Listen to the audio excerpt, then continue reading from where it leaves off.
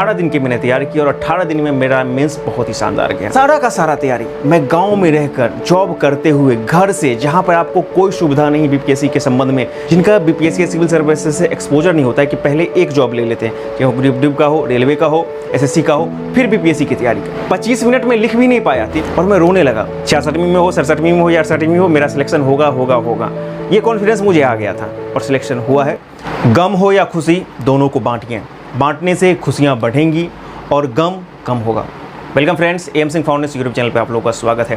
Video की शुरुआत मैंने गम और खुशी के शब्दों से की है। इसके पीछे कारण है 66वीं बीपीएससी फाइनल रिजल्ट जब से आया है और जिनका सिलेक्शन हो चुका है उनके लिए तो खुशियों की बहार है, लेकिन जो साथी छूट गए हैं किसी भी कारण से, उनके लिए यह समय निकालना बहुत ही तकलीफदेह हो रहा होगा। तो यदि आप अपनी खुशियों को बांटिएगा अपने दोस्तों के साथ, अपने चाहने वालों के साथ, तो वो कई गुना बढ़ेंगी। वहीं अपने गम को शेयर कीजिएगा अपने चाहने वालों के साथ, दोस्त, फैमिली, फ्रेंड के साथ, तो वो तकलीफ़, वो गम कम होगा और आपको उस सिचुएशन से बाहर निकलने का रास्ता मिलेगा।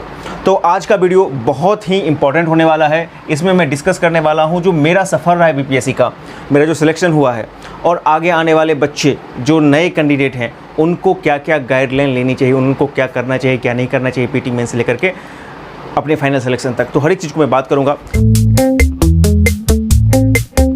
ये वीडियो थोड़ा सा लंबा जा सकता है क्योंकि हम लोग बहुत चीज़ डिस्कस करेंगे। ये सिर्फ एक इंट्रो वीडियो है, ठीक है ना। तो आइए देखते हैं इसमें हम लोग क्या क्या कहाँ तक शेयर कर पाते हैं। सबसे पहले मेरा सिलेक्शन 66 बीपीएससी फाइनल रिजल्ट में अंतिम रूप से हो चुका है। मुझे सप्लाई इंस्पेक्टर का पद मिला है और मेरा रैंक 380 से 85 के बीच में है। जी हाँ, ये एक लाइन का मेरा इंट्रो है 66वीं के संबंध में। लेकिन इस एक लाइन के इंट्रो को बनाने के लिए मुझे बरसों तक मेहनत करनी पड़ी, कंटिन्यूटी के साथ मेहनत करनी पड़ी। और आप लोग भी यदि कीजिएगा तो निश्चित रूप से आप भी इस सफलता के हकदार होंगे और बहुत ही अच्छे पद पर जाएंगे। सबसे पहले बात मैं कर लूँ थोड़ा सा मैं अपने बारे में।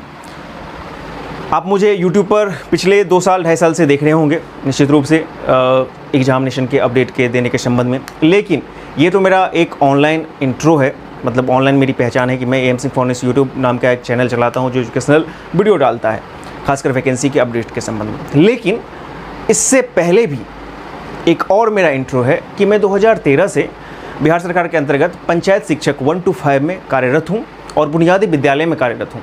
बुनियादी विद्यालय वही विद्यालय है जहाँ के पुराने शिक्षक बीईओ पद पर प्रमोट होकर जाते हैं। हालांकि हम लोग नए शिक्षक थे, नियोजित थे, तो हम लोग को वो सुविधा उपलब्ध नहीं थी। और इसी 2013 के बाद से जब मेरा ज्वाइन हो गया, वो भी अनायास ही ज्वाइन हुआ था। वो टीईटी पास करने के बाद फिर ट्रेनिंग हुआ, इतना जॉब चलता रहा। 9,000 के रुपये पर मैंने ज्वाइन किया था और अब जब मैं यहाँ तक पहुँचा हूँ 35 से 40 हज़ार के बीच में मेरी सैलरी है। तो वो भी एक अच्छी खासी जर्नी रही है मेरे लिए। और अब जब मैं इसको छोड़कर आगे के जॉब में जाऊंगा तो वो भी एक नया जर्नी शुरुआत होगा, ठीक है। तो मैं ये काम कर रहा था, साथ ही साथ तैयारी भी कर रहा था मैं बीपीएससी की। इससे पहले मैंने 64वीं का अटेम्प्ट लिया था और 64वीं के मेंस में मेरा सिलेक्शन छूट गया था 8 नंबर से। और मेंस 8 नंबर से छूटने का जब रिज़ल्ट आया था वो दौर था मेरे लिए 66वीं का मेंस के लिए, ठीक है ना। मतलब 64वीं का रिज़ल्ट आता है, मेरा 8 नंबर से मेंस छूटता है, ये मुझे पता चलता है, मार्कशीट आता है। लेकिन उस समय मैं 66वीं मेंस की तैयारी कर रहा था और वही मेरे लिए बूस्टअप चला गया था। क्योंकि जब मैं 66वीं का मेंस देने गया था तो मेरा पहला ही दिन पेपर मैथ मेरा गड़बड़ा गया था। और जब मैथ गड़बड़ा गया मेरा, तो मैं हिम्मत हार गया कि अब चलो मैथ ही जब गड़बड़ा गया तो मेरा सिलेक्शन नहीं होगा। औने पौने ढंग से अपना लिखता चला गया, पेपर दे के चला आया। और मैं पहले मतलब उसी दिन से मुझे पता चल गया था एग्जामिनेशन हॉल से मेरा सिलेक्शन वगैरह नहीं होगा और मुझे नंबर भी कम ही आएंगे, ऐसा मुझे उम्मीद था। लेकिन जब मैं नंबर देखा और 8 नंबर से छूटने की बात सामने आई तो मेरे लिए एक बहुत ज़्यादा बूस्टअप का काम किया कि जब मैं अनमने ढंग से एग्ज़ाम देकर आता हूँ, मैथ नहीं बनाता हूँ, तब जाकर के मैं मेंस के लिए, मेंस के मेरिट में है कि नहीं, फाइनल की नहीं बात कर रहा हूँ, मेंस के मेरिट में 8 नंबर से छूटता हूँ। जरा सा मेहनत कर दूंगा तो निश्चित रूप से बेड़ा पार कर दूंगा और वही हुआ। और 66वीं का इसी तरह से मेरा मेंस हुआ और फिर इंटरव्यू में मैंने जाकर पटना में 4-5 दिन की तैयारी की। लेकिन सारा का सारा तैयारी मैं गांव में रहकर जॉब करते हुए घर से, जहां पर आपको कोई सुविधा नहीं बीपीएससी के संबंध में, यहां पे लोग रेलवे, ग्रुप डी, एसएससी इसके तैयारी को छोड़कर बाकी की तरफ जाने से भी संकोच करते हैं। क्योंकि सब बेरोजगार होते हैं और पहला उनका, ये सिर्फ यहीं के लोगों की नहीं, यहाँ के स्टूडेंट की नहीं, लगभग बिहार के अधिकांश स्टूडेंट का माइंडसेट यही होता है जिनका बीपीएससी या सिविल सर्विसेज से एक्सपोजर नहीं होता है, कि पहले एक जॉब ले लेते हैं, कि ग्रुप डी का हो, रेलवे का हो, एसएससी का हो, फिर बीपीएससी की तैयारी करेंगे। और उस कंडीशन में मुझे इस तरह से आगे बढ़ना, क्योंकि मेरे लिए साथी नहीं था, कोई मार्गदर्शन नहीं था बड़े लेवल पे। हालांकि मुझे मार्गदर्शन मिला, मैं भी वो भी बताऊं, जो मुझे सफलता में आगे जा कर के बहुत ही सहायक सिद्ध हुआ, लेकिन शुरुआती तौर पर कुछ भी नहीं था। उस दौर में जब पीटी की बात आई, 66वीं के पीटी की बात, तो मेरा छपरा में पीटी था। पीटी भी चलो 6-7 दिन की पढ़ाई पर ही निकाल दिया था, क्योंकि पहले का पढ़ा हुआ था 64वीं का, और उससे पहले भी था, तो बस 6-7 दिन रिवीजन किया और उस पर निकल गया। पीटी का रिज़ल्ट आने के बाद मैं बिल्कुल शिथिल पड़ गया। मतलब ठीक है, मेंस की तैयारी करेंगे, लेजीनेस होता गया। जब जुलाई में जा कर के इसका 66वीं का मतलब मेंस का फाइनल डेट आ जाता है कि इस दिन से आपका मेंस एग्जामिनेशन होगा, करीब 18 दिन, तब जाके मैं मेंस के लिए जगा। इससे पहले 66 में लिखा था तो लगता था कि चलो ठीक है, और जब मैं जगा 18 दिन की तैयारी में, तो मेरा तो दिमाग ख़राब हो गया। मैंने मेंस के लिए खुद से तो तैयारी की ही थी, पुराने नोट्स थे वो भी कर रहा था, साथ ही साथ मैंने एक ऑप्शनल के लिए, मेरा हिंदी ऑप्शनल है और मीडियम में मेरा हिंदी है, ठीक है ना, तो मैंने एडिटोरिया के लिए, एडिटोरिया का एक टेस्ट सीरीज ज्वाइन किया हुआ था ऑनलाइन, ठीक है, हिंदी ऑप्शनल के लिए। उसका मैं जब पहले दिन टेस्ट देने निकला था और मेरे सामने सारे नोट्स अवेलेबल हैं और मैं उसको देखकर लिख रहा था, 25 मिनट में लिख भी नहीं पाया, 3 घंटा का टेस्ट मैं घर पे देता था, ठीक है ना, और मैं रोने लगा। मैंने तुरंत बीडीओ साहब को फ़ोन किया था, मेरे अपने ब्लॉक के बीडीओ साहब, ठीक है ना, और वो हिंदी के बहुत ही शानदार शिक्षक हैं। उनको मैंने फ़ोन किया, सर देखिए रिज़ल्ट आ गया, मतलब डेट आ गया एग्जामिनेशन का, अब मैं क्या करूं, मेरे पास सिर्फ 18 दिन बचे हुए हैं। तो उन्होंने कहा कोई बात नहीं है, तुम ऐसा करो, कल से आओ। और भी मेरे साथ 2 और साथी थे, एक राम बाबू जी थे, एक तरुण जी थे। हालांकि दोनों का अंतिम रूप से मेंस में ही सिलेक्शन नहीं हुआ था, तो फाइनल की बात ही नहीं है, ठीक है, तो वो भी थे। तो हम लोग 3 जन थे, तो तीनों जन को वो बुलाते थे। तो मुख्य रूप से वो थोड़ा GS1 GS2 का भी देते थे। हिंदी में उन्होंने मुझे बहुत मदद की, वो अपना नोट्स पढ़ाते थे हमको, और उसको आकर मैं फिर से दृष्टि का जो लंबा वाला बुक होता है उसमें से पढ़ता था, और जो एडिटोरिया का क्वेश्चन मिलता था उसको करता था। धीरे धीरे मैं लिखते चला गया, आगे बढ़ता चला गया। जो नोट्स और बाकी जो चीज़ थे, यदि आपके पास कोई गाइड नहीं है बताने वाला तो बड़ा मुश्किल होता, क्योंकि 18 दिन में मैं सिर्फ और सिर्फ बाकी के बेकार चीज़ों को छोड़ रहा था। बेकार इन द सेंस कि मैं एज्यूम करता था, आपको पता है कि ना बीपीएससी में एक साल जो पूछ लिया जाता है, अगले साल वो पूछने की संभावना बहुत कम रहती है, अल्टरनेट करके। तो बस मैं कोशिश करता था बहुत छोटी छोटी चीज़ों को मैं पढ़ूँ जो सिर्फ और सिर्फ एग्जाम के लिए मेरे लिए उपयोगी हो, ठीक है ना। नोट्स, बहुत लोग बोलते हैं कि आप डीप पढ़ के आएँ या नोट्स पढ़ के आएँ, तो भाई मैं डीप पढ़ने वाले में नहीं था, मैं सिर्फ और सिर्फ नोट्स पढ़ के पास किया हूँ। ये बात मैं ओपनली कह रहा हूँ, इसमें कोई चोरी छिपे की बात नहीं है। वीडियो साहब ने मेरी बहुत मदद की मेंस में। उससे पहले पीटी पास करने में आदरणीय श्री ललित जी ने बहुत मदद की, जो वर्तमान में बिहार सिविल सर्विसेज फाउंडेशन जो चलाते हैं, उनके संस्थापक हैं, DCLR हैं पुपड़ी सीतामढ़ी में। पीटी के लिए ये शानदार ढंग से तैयारी करवाते हैं। मेंस में मुझे वीडियो साहब का मदद मिल गया। 18 दिन की मैंने तैयारी की और 18 दिन में मेरा मेंस बहुत ही शानदार गया। मैथ बहुत अच्छा चला गया मेरा, और ऑप्शनल के लिए तो मैंने कई बार प्रैक्टिस किया हुआ था, तो ऑप्शनल अच्छा गया। और यही दोनों एक चीज़ था जिसको ने मुझे मेरा रिजल्ट दिला दिया। अभी इंटरव्यू के रिज़ल्ट आने बाकी है कि उसमें मुझे कितना नंबर मिला, लेकिन मुझे लगता है कि मेरा इंटरव्यू एवरेज ही गया था, बहुत औसम नहीं था। मेरा जो रिजल्ट हुआ है, सिलेक्शन हुआ है, सिर्फ और सिर्फ मेंस की वजह से हुआ है। फिर इंटरव्यू की बारी हुई, तो इंटरव्यू के लिए मैं पटना चला गया। 10 से 15 दिन का 10 दिन का समय मुझे मिला था, तो 4-5 इंस्टीट्यूट थे, वहाँ पर मैं गया मॉक देने के लिए। 4 से 5 मॉक मैंने दिया था, ठीक है। लेकिन उस मॉक से फ़ायदा ये हुआ मेरे को कि बोलना कैसे है, कैसे बैठना है, ये थोड़ा सा आ गया। लेकिन अल्टीमेटली जो इम्पोर्टेंट नॉलेज आपको वहाँ पे टेस्ट होता है, वो आपके जीवन भर का एक एक्सपीरियंस होता है, व्यक्तित्व होता है, जिसका टेस्ट होता है। अब 15 दिन में जो बोला जाता है कि आप इंटरव्यू की तैयारी नहीं कर सकते हैं, आपके जीवन का जो परिचय होता है ना, बस इंटरव्यू में आपको सलीका बता दिया जाता है, ऐसे बोलना है, ऐसे बैठना है, ऐसे जवाब देना है। अंत में जब आप उस राउंड में पहुंचते हैं ना, नॉक करके अंदर इंटरव्यू पैनल के सामने, तो सिर्फ और सिर्फ जो आप जीवन भर सीखे होते हैं, जो बोल चाल की भाषा, वो नॉर्मली नेचुरली वो पैटर्न आ ही जाता है वहाँ पर। तो ये बात थी। तो इस तरह से मेरा हुआ। मेंस में मुझे उम्मीद था कि मेरा हो ही जाएगा, उसमें मुझे संशय नहीं था। इंटरव्यू के बाद मुझे 50-50 वाली चांस थी कि मेरा हो भी सकता है, नहीं भी हो सकता है। खैर, इस प्रकार से मेरा ये सिलेक्शन हो गया। अब आ जाते हैं, इसमें मेरे बहुत सारे लोगों ने मदद की। सबसे पहला तो फैमिली और फ्रेंड्स मेरे जो थे, हर समय मेरे साथ खड़े रहे। जब भी मैं डिमोटिवेट होता, वो हमेशा मोटिवेट करते थे, बिल्कुल स्टैंड बाय होकर। नहीं, आपकी क्षमता है, जब आप 8 नंबर से वहाँ छूट सकते हैं तो यहाँ पर तो निश्चित रूप से आप निकाल लेंगे। ललित सर पीटी से लेकर के इंटरव्यू तक उन्होंने काफ़ी मार्गदर्शन किया। और वीडियो साहब मेंस में तो उन्होंने जो सब्जेक्टिव किया ही किया, मोरल और मेंटल तौर पर भी उन्होंने मुझे हमेशा मदद किया। मुझे याद है जब मेरा मेंस का पेपर था, पहला और दूसरा पेपर, पहला पेपर में आपको पता है कि जो करंट के क्वेश्चन थे काफ़ी ख़राब गए थे। पहला दिन मैंने सर को बता दिया कि सर करंट का ख़राब गया। बोला, सर ने बोला ठीक है सबका ख़राब गया, उसमें तुम टेंशन मत लो, मैथ बनाया अच्छी बात है। सेकंड पेपर आया, सेकंड पेपर का अंतिम क्वेश्चन मात्र सिर्फ मैं एक पेज में लिखा हूँ, आप समझ लीजिए। हालांकि मेरा 36 पेज भर गया, लेकिन एक ही पेज में लिखा हूँ अंतिम क्वेश्चन, तो मुझे लगा 2-4 नंबर तो नहीं देगा। भाई बहुत डिप्रेस था। मैंने सर को फ़ोन किया, सर ऐसी बात अब क्या करें। उन्होंने एक ही बात कहा, देखो इस सब बात को छोड़ो, जो बीत गया उसको भूल जाओ, अब आगे की सोचो। तुम्हारे पास कमी है, लेकिन उसको छुपाते हुए, उसको बचाते हुए, दबाते हुए और उससे ज़्यादा मेहनत करते हुए आगे तक चलो। और उन्होंने 2 घंटा मेंस के रात से पहले मुझे ब्रीफ किया, क्वेश्चन को अटेंड किया। जो क्वेश्चन उन्होंने बताया वो हूबहू लग गया वहाँ पे मेंस में, ठीक है ना। और इस तरह से मेरा मेंस चला गया अच्छा, तो बहुत मैं कॉन्फिडेंट था। इस तरह से मेरा फाइनली सब कुछ सिलेक्शन हो गया। तो ये तो एक मोटे तौर पर मेरा सिलेक्शन है बीपीएससी के बारे में। कहानी टाइप का है, लंबा टाइप का है। जब डिटेल से आऊँगा तो मैं अपना नोट्स भी दिखलाऊंगा, सर का भी नोट्स दिखलाऊंगा, जो मैं पढ़ाऊँ वो सब कुछ बताऊँगा, लेकिन वो मेंस के समय में। मैं बात करता हूँ अब सिर्फ जो 67 के कैंडिडेट हैं बीपीएससी एस्पिरेंट, या फिर जो 68 में भरने वाले हैं, जो अभी ग्रेजुएशन जिनका चल रहा है, उनके लिए मैं यही कहूँगा, जो अभी ग्रेजुएशन चल रहा है या जो अभी 12वीं में है, वो 3 साल का पैटर्न लेकर चलें, ठीक है ना। क्योंकि बीपीएससी में लक आपके लिए बहुत मायने करेगा। जब तक आपको लक फेवर नहीं करेगा, आपका सिलेक्शन नहीं होगा। तो आप पूछिएगा क्या मेरा लक फेवर किया है, तो हाँ बिल्कुल फेवर किया है, बिल्कुल फेवर किया है मेरा लक इसमें। चाहे वो पीटी की बात हो, पीटी के भर रात में पढ़ता रहा, वहाँ आजमगढ़ और यूपी इलाहाबाद के बहुत सारे बच्चे, ठंड का मौसम था, हम लोग एक ही डॉर्मेट्री में एकदम सोए हुए थे। जब उसको मैं पढ़ते हुए देखता था तो मैं भी उसको देखकर पढ़ने लगता था, ठीक है ना।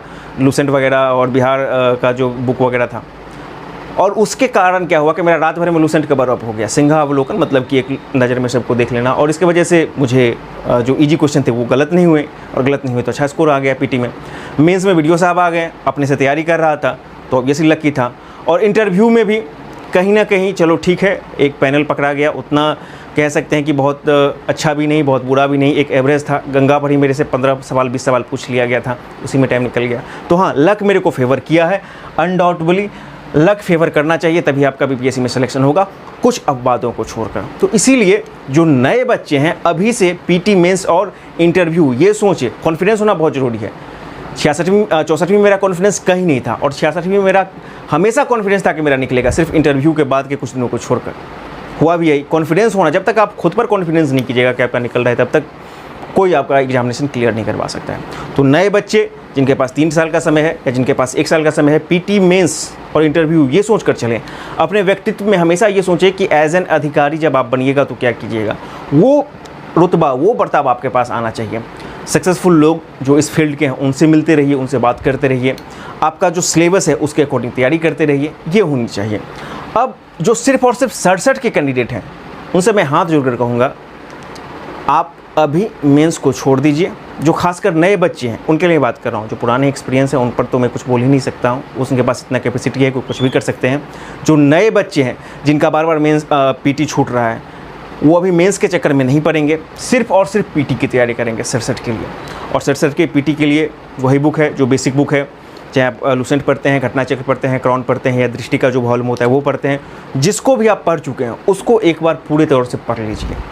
वो पढ़ने के बाद करंट, बिहार का करंट और नेशनल करंट, जिसमें कि आप कम से कम 1 साल का तो निश्चित रूप से पढ़ेंगे, पिछला जुलाई से लेकर इस अगस्त तक, ठीक है। इसी का जो बीच में जितने भी इंपॉर्टेंट घटना चक्र होंगे, मतलब घटना होंगे, उसको आप तो पढ़ ही लीजिएगा। साथ ही साथ उससे पीछे भी यदि कुछ जाना चाहते हैं तो आप उसको भी पढ़ सकते हैं, उसमें कोई दिक्कत नहीं है। उसके बाद बिहार का जो बेसिक फैक्ट है उसको भी आप पढ़िएगा, बिहार लूसेंट से या फिर कहीं से। आर्थिक परिदृश्य के डाटा को आप अपडेट कीजिएगा, ठीक है ना, करंट से जोड़िएगा। बिहार के जो कुछ महत्वपूर्ण घटना चक्र घटना हुए हैं करंट की, उसको देखिएगा। और सबसे महत्वपूर्ण बात, साइंस का जो सेक्शन है उसको आप कहीं से पढ़ लीजिए, जिस भी बुक से आप चाहें आप चाहें तो लूसेंट पढ़ सकते हैं, या फिर घटना चक्र पढ़ सकते हैं, या फिर दृष्टि पढ़ सकते हैं, कहीं से एसके झा का आ रहा है उसको पढ़ सकते हैं। ये 3 सेक्शन, यानी कि आपके पास साइंस, हिस्ट्री, बिहार और करंट, ये 4 चीज़ आपका कंट्रोल है, आंख मूंद के आपका रिजल्ट होगा। एक बात हमेशा याद रखना है पीटी के छात्रों के लिए कि इजी क्वेश्चन को हमें नहीं गलत करना है। इजी क्वेश्चन हमें हम हाल में 90 से 95% सही करना है। जब तक आप इजी क्वेश्चन सही नहीं कीजिएगा 90 से 95% के बीच में, तब तक आपका सिलेक्शन नहीं होगा। ये एक गांठ बांध लीजिए। और इसके लिए ज़रूरी है आप जो भी बुक पढ़ चुके हैं, बेस बुक कोई भी, लूसेंट, क्राउन, कर्नाचक्र या फिर जो अंग्रेजी माध्यम के बच्चे हैं वो, उसको आप रिवाइज कर लीजिए। ये एक बहुत ही बेसिक पॉइंट है। और फिर जो हार्ड क्वेश्चन आएगा वो सबके लिए हार्ड होता है। इस बार भी 67 का उम्मीद आप ये करके चलिए अभी से कि कम से कम हम, हालांकि वो तो क्वेश्चन पर डिपेंड करता है, क्वेश्चन हार्ड होगा तो कमेगा भी, लेकिन एक मोटे तौर पर कि हाँ हम 110 स्कोर कर पाएँ, 115 स्कोर तक पहुँच पाएँ, तो आप सेफ रहिएगा, ठीक है ना। और उस लेवल की तैयारी कीजिए। क्योंकि आप ये मान के चलिए 1.5 से 2 महीना में तो निश्चित रूप से आपका एग्जामिनेशन हो ही जाएगा पीटी 67 का। तो इसीलिए पहले पीटी निकालिए।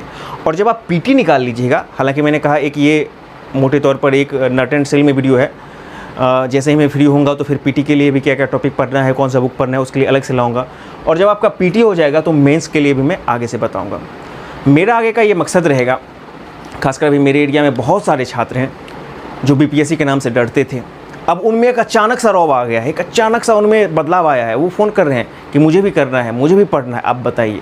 तो मेरी कोशिश रहेगी, ऐसे बहुत सारे बच्चे हैं जो बिहार के विभिन्न प्रांतों में रहते हैं, वो शहर नहीं जा सकते हैं, पटना नहीं जा सकते हैं, दिल्ली नहीं जा सकते हैं, अफोर्ड नहीं कर सकते हैं। उनके लिए जो भी बन पाएगा मैं वो करूँगा, मार्गदर्शन से लेकर के जो भी चीज़। ये मेरा एक मोटो रहेगा। एक चीज़ मैं और बताना चाहूँगा, जितना भी टॉपर है बीपीएससी का इस बार भी, इंजीनियरिंग बैकग्राउंड का और साथ ही साथ इंग्लिश मीडियम, ये 2 चीज़ हैं। और हम जैसा स्टूडेंट जो ग्रामीण परिवेश में है, हिंदी माध्यम है, और मेरा तो खैर हिंदी लिटरेचर भी है, ठीक है ना, उस लिहाज से यदि मैं बात करूं तो ये एक डिफरेंस पैदा करता है।